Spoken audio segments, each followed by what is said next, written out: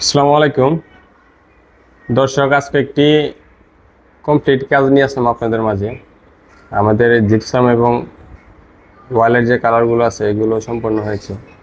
সম্পূর্ণ কাজের আজকে একটি ভিডিও দেখাবো আপনাদেরকে। জিপসামগুলো আমরা কালার কমপ্লিট করার পরে কেমন হয়।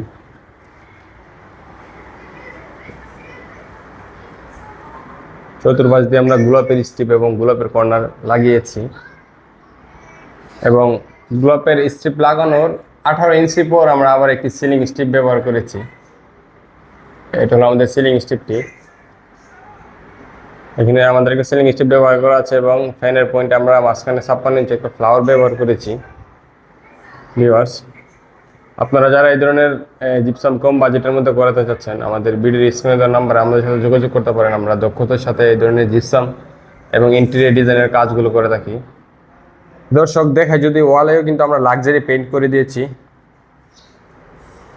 অনেকটা স্মুথ। দর্শক, আমি মোহাম্মদ শাকিল হুসাইন, আমি ব্রাউনবাড়ি আশুগঞ্জ থেকে লাইভটি করতেছি। আপনারা যারা এই ধরনের জিপসাম বা ইন্টেরিয়র ডিজাইন করাতে চাচ্ছেন, ডেকোর করাতে চাচ্ছেন, আপনারা কিন্তু আমাদের সাথে যোগাযোগ করতে পারেন। আমরা দক্ষতার সাথে এই ধরনের জিপসাম এবং ইন্টেরিয়র ডিজাইনের কাজগুলো করে থাকি।